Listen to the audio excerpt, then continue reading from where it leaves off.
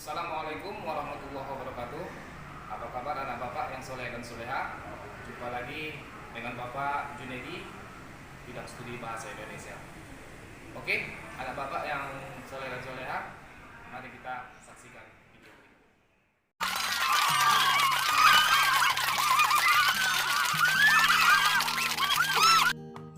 ini. Kamu pasti sudah pernah atau sering mendengar istilah puisi, bukan? Atau bahkan kamu sering menulis puisi? Yap, mari kita pelajari kembali materi tentang puisi ini. Kamu pasti masih ingat, bukan, bahwa puisi itu sebuah karya sastra, hasil pemikiran dan perasaan manusia yang bahasanya indah dan penuh dengan makna. Jika dilihat dari karakternya, puisi itu dapat dibagi menjadi dua macam. Yang pertama, puisi lama.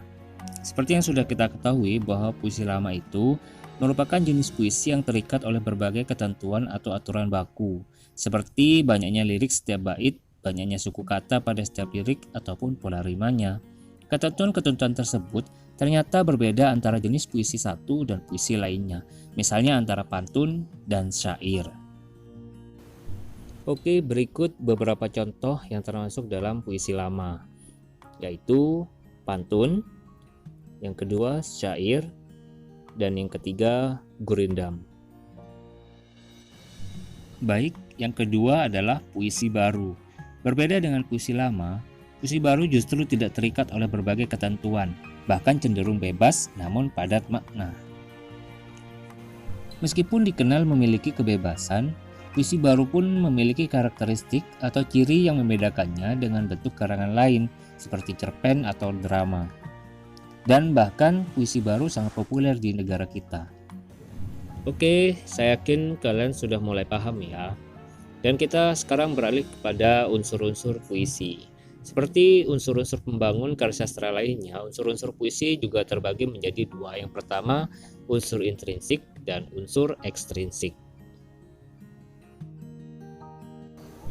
Baik, mari kita pilih apa saja yang ada dalam unsur intrinsik. Yang pertama ada tema dan amanat puisi.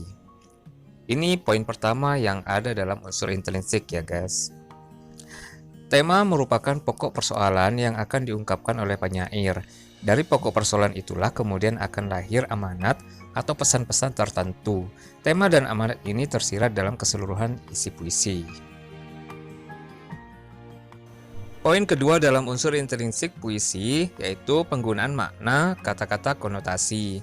Kata konotasi adalah kata-kata yang memiliki makna bukan sebenarnya. Dalam puisi, hampir semua kata mengandung makna konotasi. Dengan inilah, maka pembaca dapat menafsirkan puisi melalui imajinasinya masing-masing. Next, poin ketiga dalam unsur intrinsik puisi adalah citraan. Citraan atau pengimajinasian adalah suatu kata atau susunan kata yang dapat menimbulkan khayalan atau imajinasi dalam sebuah puisi. Bersama daya imajinasi itu, pembaca akan merasa seolah-olah dia mendengar, melihat, merasakan sesuatu yang diungkapkan penyair dalam setiap kata-katanya. Sedangkan poin terakhir dalam unsur intrinsik sebuah puisi adalah majas dan irama.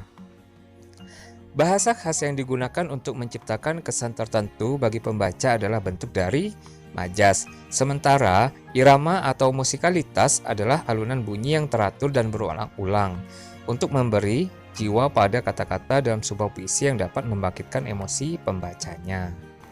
Itu dia poin-poin yang ada dalam unsur intrinsik sebuah puisi. Sekarang kita melanjutkan unsur ekstrinsik atau unsur-unsur pembangun dari luar dalam sebuah puisi. Yap, poin pertama dalam unsur ekstrinsik adalah latar belakang penyair. Poin ini merupakan kondisi atau keadaan yang pernah dialami pengarang.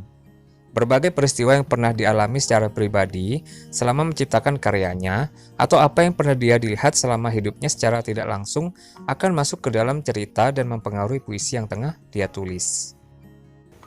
Dan poin kedua dalam unsur ekstrinsik adalah kondisi sosial budaya. Kondisi sosial dan budaya juga mempengaruhi penciptaan sebuah puisi. Apa yang terjadi di sekitar masyarakat, bagaimana peristiwa itu berlangsung, juga akan berpengaruh pada puisi yang sedang ditulis oleh penyair. Dengan adanya poin ini, sudah bisa menggambarkan bagaimana kondisi atau keadaan di sekitar penyair ketika menciptakan puisi-puisinya. Dan poin ketiga yang ada dalam unsur ekstrinsik sebuah puisi adalah lingkungan alam. Faktor lingkungan alam juga bisa mempengaruhi terciptanya sebuah puisi. Bagaimana kondisi alam, keadaannya, serta fenomena yang tengah terjadi mampu menginspirasi seorang penyair dalam menulis puisi-puisinya. Bisa kita lihat banyak sekali karya-karya yang terinspirasi dari keadaan alam sekitar.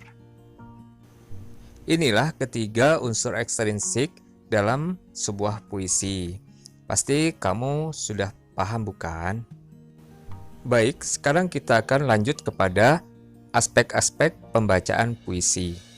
Jika kamu hendak membacakan sebuah puisi, maka kamu harus memperhatikan aspek-aspek pembacaan puisi. Yang pertama adalah lafal. Lafal merupakan poin pertama yang harus kalian perhatikan. Mengapa? Karena seseorang yang hendak membacakan sebuah puisi harus mampu melafalkan setiap kata dengan jelas, sehingga arti dalam puisi tersebut sampai dengan sempurna kepada pendengarnya. Yang kedua adalah tekanan. Tekanan atau nada adalah keras lunaknya pengucapan suatu kata yang berfungsi mengeraskan atau menonjolkan kata yang mengandung pesan penting dari kata-kata lainnya. Baik, poin ketiga adalah jeda. Perlu diketahui bahwa membaca puisi juga membutuhkan jeda, sebab jeda berpengaruh pada jelas tidaknya maksud suatu kata atau lirik dalam sebuah puisi. Baik, poin keempat yang harus kamu perhatikan saat membacakan puisi adalah intonasi. Mengapa? Karena naik turunnya lagu kalimat adalah salah satu poin penting dalam pembacaan puisi, supaya pembacaannya tidak monoton dan pendengar lebih tertarik untuk mendengarkannya. Dan ini dia poin terakhir yang perlu kamu perhatikan saat pembacaan puisi, yaitu ekspresi. Saat membacakan puisi, seseorang harus mampu berekspresi, baik ekspresi tubuh ataupun muka, harus sesuai dengan isi puisi yang akan disampaikan, sehingga pendengar ikut terbawa dalam suasana yang sesungguhnya terjadi dalam puisi tersebut. Nah, bagaimana? Langka bukan? Baik, dari penjelasan-penjelasan saya tadi, saya harap kamu bisa berlatih menulis atau bahkan membacakan puisi. Kamu harus berani berlatih menulis serta membacakan puisi yang baik. Tidak perlu malu mempublikasikan hasil karya kamu ke khalayak umum, supaya orang-orang lain bisa belajar dari karya-karya kamu. Dan pesan saya, rajin-rajinlah membaca puisi di majalah, surat kabar, internet, atau bahkan dari berbagai buku antologi puisi lainnya. Oke, semoga bermanfaat. Terima kasih.